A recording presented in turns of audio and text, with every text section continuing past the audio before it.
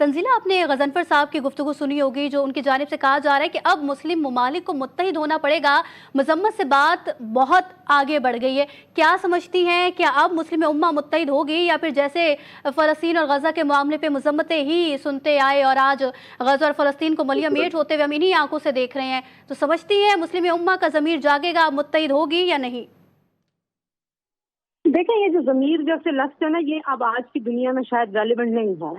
چاہے وہ عالمی ضمیر ہو، چاہے وہ ملکوں کی سطح پہ قومی ضمیر ہو، یہ اب کتابی باتیں رہ گئی ہیں. ان کا کوئی عملی زندگی سے، گراؤنڈ ریالٹی سے، جو ہمارے زمینی حقائق ہیں ان سے تعلق نہیں ہے ان کا.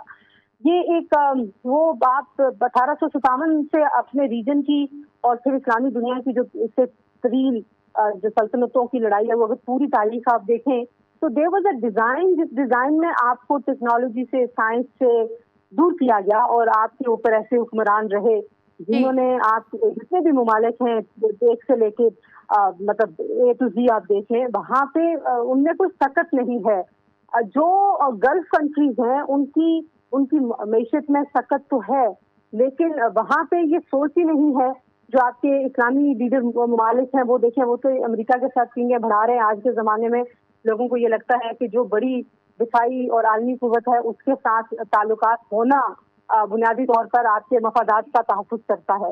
تو جب آپ ایسے سینیریو میں دیکھتے ہیں تو مجھے تو نہیں لگتا کہ مذمتوں سے آگے کو بات جائے گی، اور یہ ایک بڑی فالس ہوپ ہوگی. ہم اپنے ویورز کو یہ فالس ہوپ دیں گے کوئی جو ہے وہ جا کے جنگ میں اسلامی ملک کودے گا. دوسری طرف آپ دیکھیں نا کہ ایک چھوٹی ریاست اور جھوٹی ریاست کے تحفظ کے لیے امریکہ جیسی بڑی طاقت جو ہے وہ عملی طور پہ اس جنگ میں کود گئی ہے.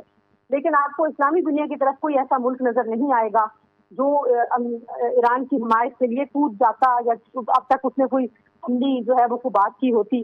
لیکن بہرحال ہیونگ سیڈ دس، آج کے جو ڈائنامکس ہیں ریجن کے سیکورٹی کے حوالے سے اور ایون جو اکانومی کا محاذ ہے، وہاں پہ چیلنجز بڑے ڈفرینٹ ہیں.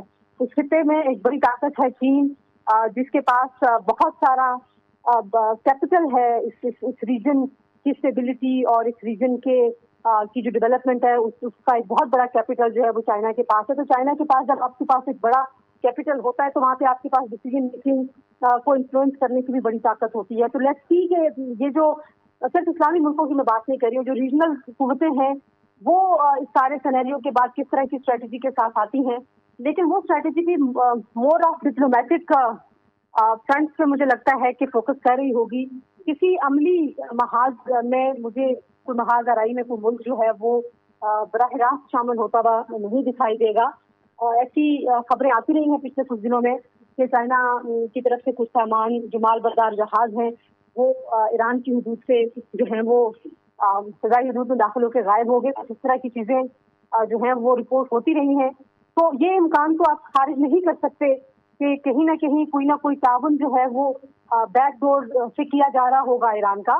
ایران کے پاس اپنی انڈیجنس طاقت بھی بہت ہے، اور ایران جو ہے وہ اب جو ہے وہ اصل ٹیسٹ ہے اس ساری پوسچرنگ کا جو ایران کی لیڈرشپ کرتی رہی ہے. کیونکہ میں نے پہلے بھی ذکر کیا تھا کہ جو ایرانی حکام ہے انہوں نے 2 دن پہلے یہ بیان دیا تھا کہ ہماری جو چھٹی ہوئی اسلامی کو اس کا بھی ہم نے صرف 5% جو ہے وہ دنیا کو دکھایا ہے.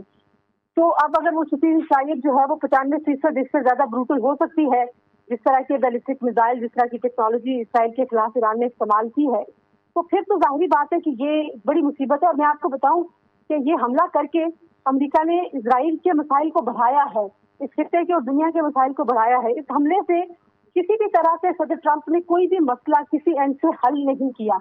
تو انہوں نے اس جنگ کے پھیلاؤ کے لیے سامان پیدا کیا. انہوں نے وجوہات دی ہیں ایران کو مزید کہ وہ ریٹیلیٹ کریں، اور ایران کے پاس اس کے علاوہ کوئی آپشن ہے نہیں، اور ان کو کوئی اور آپشن استعمال بھی نہیں کرنا چاہیے. ریٹیلیشن کے علاوہ آپ کے پاس کیا آپشن ہے؟ جب آپ مسلسل ایک ہی بات کہہ رہے ہیں کہ ہم جو ہیں وہ جو پرامن مقاصد ہے ان کے لیے ہم اپنے ایسی پروگرام کو استعمال کر رہے ہیں، تو پھر تو اب آپ نے خود اس جنگ کو پھیلانے اور ریٹیلیشن کی مزید جو ایک جسٹیفیکیشن ہے وہ دے دی ہے ایران کو. تو مجھے بھی میں برجیر صاحب کی بات سے بالکل اگری کرتی ہوں کہ مجھے بھی یہ جنگ پھیلتی بھی دکھائی دیتی ہے، انلیس کہ یہاں پہ کوئی ایسی میڈیشن ہو، کوئی ایسی بات چیت ہو جس میں جو اسرائیل ہے اس کو فیس سیونگ دینے کی بجائے آپ ایران کو کوئی ایسی کوئی دے ریمیڈی कि जो उसकी सॉवरेनिटी के ऊपर हमला हुआ है, जो उसकी टेरिटोरियल इंटेग्रिटी को इतने दिनों तक पामाल किया गया है, उसकी कोई रेमेडी, तो वो तो मुझे मतलब जितनी भी इंटरनेशनल रिलेशनशिप की थ्योरीज हैं, जितने भी आलमी कवानीन जो हैं वो जो कागजों पे हैं, वहाँ पे तो मुझे नहीं लगता कि इसकी कोई रेमेडी हो सकती है। तो बात तो अब मुज़ाकरात या सफारतकारी से बाहर अगर निकली है तो वो ईरान की वजह से नहीं निकली, वो तो सदर ट्रंप के इस इक़दाम की वजह से निकली है। लेट्स सी कि अब जो बाकी कुव्वतें हैं और इस रीजन की जो कुव्वतें हैं वो किस तरीके से रिस्पॉन्ड करती हैं।